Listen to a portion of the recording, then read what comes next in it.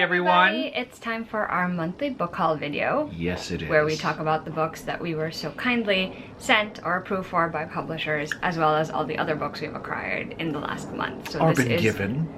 So this is our September book haul, which we're filming right at the beginning of October. At the beginning of October, yes. So are you kicking things off? Or yes, I am definitely kicking things off. So we got a bunch of stuff from publishers, which is super cool. So I'm going to start with The Leopard Behind the Moon by my own Passu Valkev. Apologies for mispronouncing that most likely, but it's about a leopard who's sort of like stalking this village, right? And there's a young person named Xoxo, I want to say. He's got a bunch of friends, and it's like, all right, let's see what this is going on. But pretty excited. It's a middle grade from Harper. Yep. Pretty excited to see what this is going to be all about. Yeah, the cover's very, very nice. Speaking of middle grade. Speaking of middle grade, there is another book, Fireborne by, I'm going to say Aisling Fowler, because maybe that's how it's supposed to be pronounced. I love the cover of this one too. Like, I used to pronounce it like, you know, when I see a name spelled like this, in my head it was Aislinn.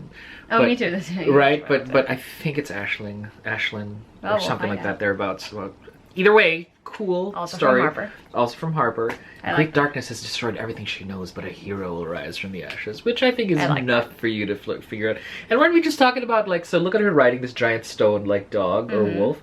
Weren't we just talking about, like, me wanting a story about, like, wolf riders or something like that? So, very excited. So, one girl, one journey, a power that will change her world. That's all I really need to know at this point in time. Also from Harper, very grateful. And a box. Also from Harper. Also from Harper. This is from Soman Chainani. Right, so I got that nice little box here. There's a little wolf. It says Beasts and Beauty. There you go. Dangerous Tales. And Kristen from Merrily Kristen was kind enough to warn us that this box had an unholy amount of schmutz that made a wonderful mess on her carpet or floor or whatever that was. And so Alexa was kind enough to just like, let's clean it out before we unbox it. I'm just like, absolutely great. So we got the card going on right here. A scarf, because, you know, red riding beasts. There's a cookie that shall not see the light of day any more than it has, and a crown. I love this part. This is kind of like a really cool kind of brass sort of crown. It's got well, it looks like brass in my head. Then of course the book Beast and Beauty, Dangerous Tales, right? I love the cover. I know. I believe that for all intents and purposes, and boy, there's still a lot of mess. See, a lot of schmutz. 12 tales, 12 dangerous tales of mystery, magic, and rebellious hearts. Each twists like a spindle to reveal truths full of warning and triumph. Truths that free the heart, long kept tame, and truths that explore life. You know, it's kind of cool. You've got like it's like fairy tales, but retelling them. It feels like a fairy tale retelling. I mean, it really screams like Red Riding Hood vibes. The wolf is right there. Only she's got a dagger, and I dig that. I really do. I actually want to read this. I've never read anything by Soman Chainani, although I think I've read the first 3 books of the Nevers and Evers saga now, I want to say, because there's more than, I think there's like 6 books in there. Wow, really? Yeah, totally. They went full on. And look, there you go. There she is. You're gonna have to wear that the whole time now. Can I? I don't know if it'll stay in my hair, but we'll see. Yeah, we'll find out. I think it's cool. I think it's lovely. I want to wear the hood. Yeah, you know, got that little it looks like is it a hood? Is it a scarf? We don't really know. It's just a nice long scarfy thing. Technically, you can wear the crown and I could wear the scarf. Technically. So it's got make a little cape out of it. You know, kind of like, or I could make it look like a cool sort of like hood where I'm just like, oh my gosh, it looks like a cape now. Right. Okay, anyway, we're having too much fun with this box. Way too much fun. Anyway, the point is, I've read some Soman Chainani. I enjoyed the Nevers and Evers series up until like the 3rd book, where I'm just like, all right, I think I'm good now. You know, and maybe it was just really more the nature of the tale than anything else. Soman Chainani, I think, you know, and I saw him at a panel with Victoria Aveyard, and they were discussing how they had TV background and how, you know, they sort of had like the screenwriting, you know, whatever. So, and it's all there. The pacing, the 3-act structure, very, very well written in that sense. And yeah, looking forward to seeing what that's all about. 12 tales, nice and easy. Yeah, sounds like fun to me. Definitely. It sounds like a good read for October too, actually. Absolutely, that's probably where they sent it. October reads. All right, so all right, what did you get? Like, I didn't get these through her, but what are you talking about? Well, I'm going to start with the thing that I got through NetGalley. It is a e-galley of the book A River Enchanted, which is by Rebecca Ross. And this is basically her first adult fantasy. It's set on a magical island called Cadence. And there are two childhood enemies who have to team up in order to discover why girls are going missing from the island. Okay, when you say enemies... I mean, I don't know what level of enemies we're actually referring to here, because it could be a lot of things. Like, I can't stand you because I want you, or like... I don't know, I haven't read the book, so out, I guess we'll find out, but it sounds really, really good, and I am excited to read that. I also got sent a couple of arcs. The first one is for a 2022 release. It is A Daughter of the Moon Goddess, which is by Su Lin Tan. This is the author's version of the Chang'e fairy tale, which is, well, not fairy tale. It's the story of Chang'e, who is the moon goddess in Chinese legend. Yes. The book is a debut fantasy in which a young woman's quest to free her mother pits her against the most powerful immortal in the realm and sets her on a dangerous path where choices come with deadly consequences, and she risks losing more than her heart. This is another adult fantasy. I'm super excited to read it. I love this cover so much. It is exactly the aesthetic I love, so very excited about that. This one is from Harper Voyager. Harper is being very nice to us. Oh yeah, I know. And this comes out in January 2022.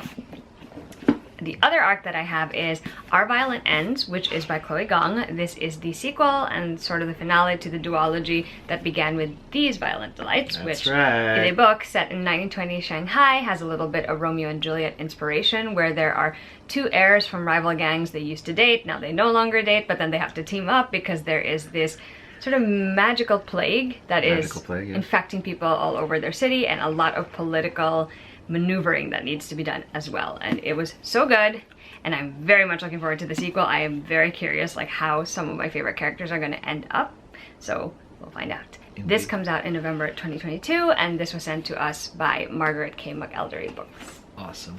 Whenever you said like, and now they have to team up, my brain auto-completes that too, because there was only one bed. I mean, maybe there will only be one. I don't know. It's a well-loved trope. It's a well-loved trope. And then we got a couple of finished copies. So first from Tor.com, we have In the Watchful City, which is by, oh, I'm going to butcher that. I'm just going to show it to you guys. S-Q-U Lu, I want to say. It says, the city of Aura is watching. So it's about this sort of city with a sort of AI presence, and it's supposed to be taking care of the residents of the city and keeping them from harm. But then someone comes into the city from the outside carrying like a cabinet of curiosities that sort of has different stories attached to the stuff in it. Now they are sort of questioning, like, you know, what is the good that she can bring, or they can bring, or if they can really protect that city as they were assigned to. So it sounds really interesting. It's not like anything that I've read, and it's also very short, so we shall see how that goes.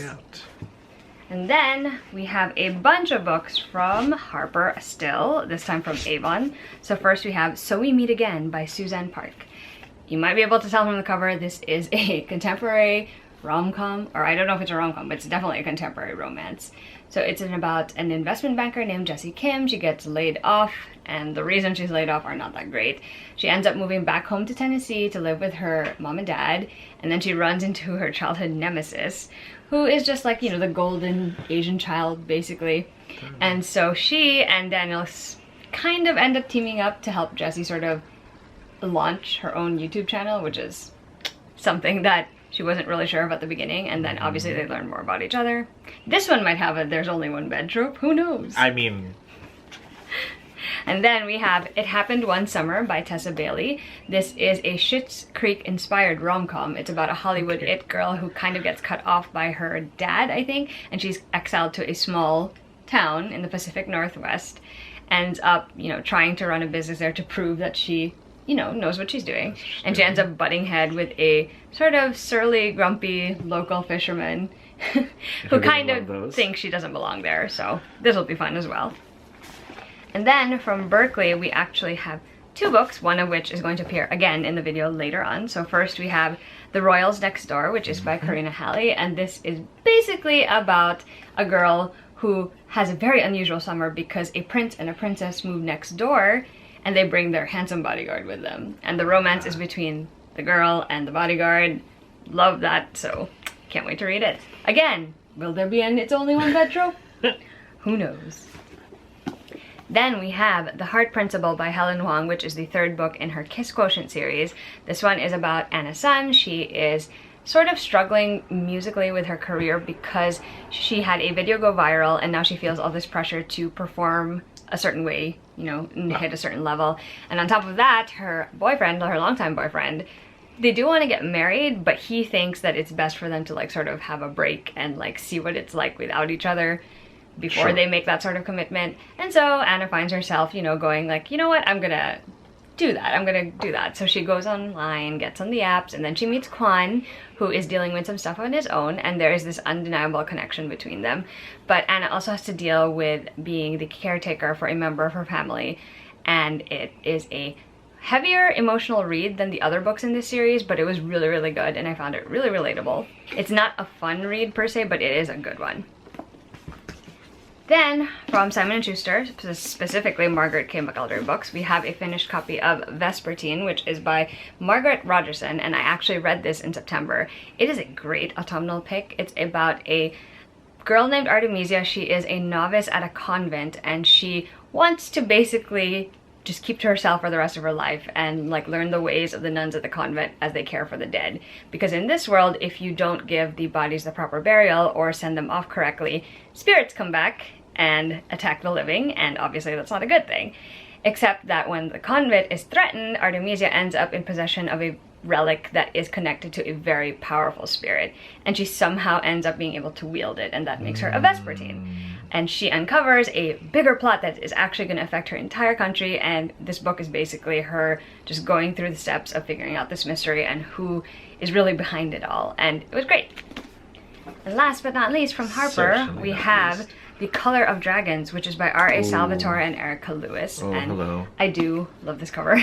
It says on the back, I dare say you've heard of Camelot. Its handsome and brave king, its inevitable fall. This is a different tale. Ages before Arthur, ages before Guinevere, when magic was just a spark. Oh, hello. I mean, honestly, the reason that I'm really excited about this is because it has dragons in it, or at least that's what the title says, so... A promise of dragons is always better than none. Yeah, so I want to say. I'm excited about that. And I think that is it for that particular section of this video. Alright, so... remove this crown, because... weight of a crown, you know. That's true. Heavy as the head who wears it. Or just, you know, kind of chafy. We're moving on to some gifts right now, and really it's just one particular gift giver, I want to say that we want to call it. So Kristen from Merrily Christian was sort of like unhauling a bunch of stuff and just wanted to share the love and the... And so on that note, she decided to throw a few books that she knew I would probably appreciate, and she's right. So Ready Player 2 is a book that is obviously the sequel to Ready Player 1, and maybe for those of you who don't think that's too obvious, it's a book by Ernest Cline, and Ready Player 1 is set in a dystopic world where the whole world is connected to the Oasis, some kind of like, it's sort of like replaced quote-unquote the internet, and everything is done online, right? You've got your little goggles and just everything's there. But there are Easter eggs hidden by the folks who created, well, the one person who created the Oasis, and whoever finds these Easter eggs and solves the riddles will actually end up owning the internet and basically the world, well, the Oasis. Ready Player 2 occurs in the aftermath of the events of Ready Player 1, when a bunch of folks actually manage to find the first few clues for real and get even closer to discovering the whole thing. So very exciting. The reviews have been, I want to say, mixed online. I don't know, I haven't seen them. But I will definitely want to see where things go. Where things go, definitely.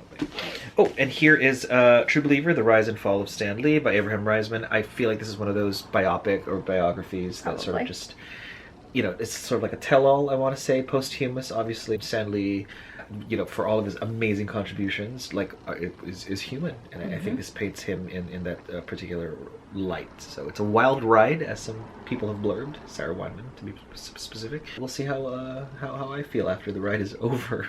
I like the spine. Yeah, the spine's pretty cool. We got all the comics and stuff. And then, of course, Kristen thought it would be awesome to send me an Alphabet Squadron novel, and it is, because it's sort of like the new, like in this non-legacy universe of Star Wars, the Alphabet Squadron, I suppose, is sort of like the closest thing we have to an elite fighter squad of starfighters in my day, and in, you know, past non-canon universes, it was the Rogue Squadron and the X-Wings, and eventually it was Wraith Squadron, in which Antilles was pretty much the main guy. But this time, the Deliverance and its squadrons are the main focus, I want to say. So very excited to see that.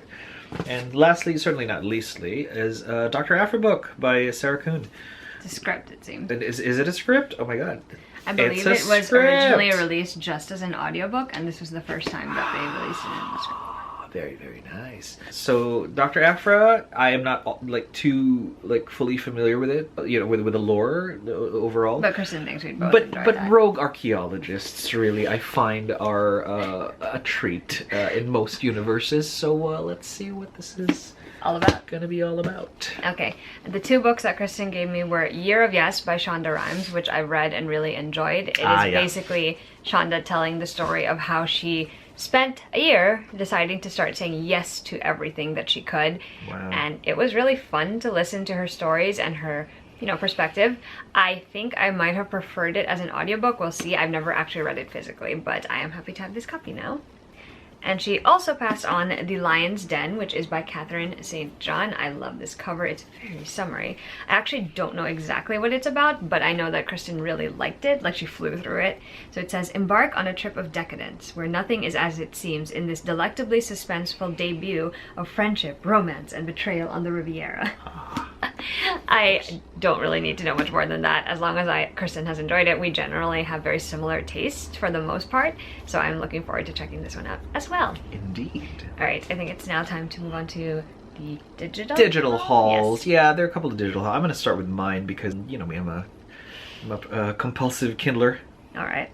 Well, not too compulsive. Certainly impulsive at times. And, you know, when there's like a kind of a sale, like for example, It for a hot minute, It by Stephen King, was on sale. And I thought, I gotta put that on my shelf because it happens to be, and this is ironic and kind of telling, happens to be one of the most formative stories of my particular childhood. Not so much the actual novel itself, which is intense and kind of did not age well. I can only imagine. But the actual sort of like, you know, like TV drama sort of series, which is, you know, I think at the time was like one of the best formats for Stephen King like stories at the time. The great Tim Curry was Pennywise the Clown. Oh yes. And amazingly so. So for me to add that to my library is just perfect. And because I saw Kristen pick up the Courtship of Princess Leia, I thought, well, I want a copy of Courtship of Princess Leia. And although we sort of do have one... And then what happened? You picked up a copy. although we technically do have one in physical form, I just like things on my Kindle. Yes, you do. And I, back when, you know, before I moved here to live with Alexa, I had an extensive Star Wars library. Yeah. So I am nowhere near even duplicating that or even like unearthing all of those books and having them shipped over. That's not going to happen. But I never say never. Put that. And I just managed to pick up a copy of I, Jedi by Michael Stackpole. I, Jedi actually is a great post follow-up to the whole X-Wing series, because somebody may or may not necessarily have discovered that they have some kind of affinity for the Force, and I, Jedi happens to be threaded through. It's, I think I want to say it's the closest thing we've had to a more unified universe before the actual unified Legends universe sort of came together and centered around one particular character from the Rogue Squadron series. So if you like, you know, X-Wing pilots and the Force, totally for you. I also collected the Kiranmala trilogy, I want to say, by Sayantani Dasgupta. Serpent's Secret, Chaos Curse, and Game of Stars. I love this so much, and much as I adore Rajni Chakshi, and I do, she's magnificent. You read all 3? Not just yet. But I remember you read Serpents. I definitely read Serpent's Secret. I kind of leaned more towards Kiranmala's story than I did Arusha. That's interestingly enough. Arusha was fun. Arusha was like Riordan land, you know what I mean? But, you know, care of, you know, Rajni Chakshi, who is, again, wonderful as a human being. But yeah, but I just felt like I'm a little more biased towards, I just love the Kiranmala story a little bit more, so love to have that on my shelf. Can't wait to read like the whole thing over. But speaking of the Riordan imprint, those went on massive sale too, so I kind of picked up about, you know, like some 4 books that I just thought, okay, let's put this on the shelf, it's gonna be great. So Race to the Sun by Rebecca Rowan Horse, Sal and Gabi Break the Universe, Paola, Santiago and the River of Tears, and The Last Fallen Star by Gracie Kim. So it's sort of like yeah, let's just get all of them. And again, it's based on like their specific sort of cultural myths, I want to say. So I think Race to the Sun is Native American or indigenous, if I remember correctly. For sure. Sal and Gabi is more Latinx. I don't know I can't remember specifically what it was. Yeah, it's it's Paola Santiago, yeah, for sure. Then the last one, sorry, the last one is, I think, Korean, yes. Yeah. The last one star. So, and again, it's just with Rick Riordan sharing his sort of like his platform. And, just fun to be supported. And allowing people to just have fun writing stories about their respective sort of like cultural, you know, his myths is just joy. It's wonderful. Right. So it's a great thing, honestly. It absolutely is a great thing. The only thing that I got digitally is a sequel, and that is Jade Legacy by Fonda Lee. It's the second book in the Green Bone Saga, which is the book right before the last book, which is supposed to come out at the end of the year in December. I like the first book a lot. It started off a little slow for me, and I think it's because the story is a bit different from what I'm used to in a fantasy. It's basically like there is an island, and jade is a hot commodity on the island, and there are certain people who are able to use it to strengthen natural abilities of all sorts. And there are two gangs that are the primary sort of producers and people who manage jade, like the jade production and consumption, and they end up being at odds, to put it mildly. And it was a very, like, once things started happening, it was just like a downhill slide emotionally, and I really enjoyed the character, so I do want to read that sequel as well. Now we're going to move on to the books that we bought physically. With a slight detour. Looks deliberately at you. Looks deliberate at me, slight detour, because we did deliberate amongst ourselves. I think there was some furious texting going on that it's like, should we get this? And I'm just like, I totally think we should. It is the 5th anniversary edition. The 5th anniversary edition of Lady Midnight. Look at this gorgeous foily light blue cover that does not in any way or form belie the angst that is encapsulated in this book. I mean, Parvati are lovely, aren't they, until they fall in love. So it's a story about Emma Carstairs and Julian Blackthorne, the little children who managed to have their own little feature towards the end of the Mortal Instruments saga. I want to say there's 6 books now. Them little children have grown up, and they did say they were going to be Parvati, but just like we sort of predicted and kind of shipped back then, i.e. me, they're kind of like tiptoeing around the fact that they've been in love with each other forever. And since Parvati are not allowed to be in love, and the series will tell you why, we begin that lovely forlorn tale right here. So, forlorn. And while I am not necessarily a fan of the West Coast side of the Shadowhunter world, they do a pretty good, makes me want to go to California kind of thing here. So, and it's a great place for a wedding, isn't it? So, so definitely love that we have this. It's going on the shelf. It's going on the Shadowhunter. I don't know where it is anymore, but here it is. And there is a bonus story and a letter from the author, Cassandra Clare, embedded. So lovely, lovely, lovely. All right, now we're gonna go into the rather small pile of books that I acquired this month. It is a pile. So the first couple are just older releases that I have copies of. So the first is Know My Name by Chanel Miller, which I read in September. This is Chanel's memoir. Most people know her as the person who was sexually assaulted by Brock Turner, and this is her telling her story. I actually listened to this on audiobook, and it was incredibly moving, but also incredibly difficult. But I also feel like it's one of those books where, like, it is important for people to read it just to not only understand her perspective, but to, you know, actually have the gravity of how certain situations are handled legally in the United States. I think it was really powerful and really great. I read this for our family book club. I am glad I finally own a copy of it. The next book is one that I bought when I was out with my friend Danica, and it is The 100,000 Kingdoms by N.K. Jemisin. This is the start of a different series by her.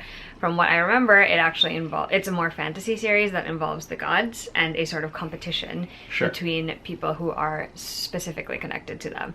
So I'm really intrigued by that. I actually read a book by N.K. Jemisin finally. I read the 5th season, which I thought was fantastic, even though it was also not my usual fare.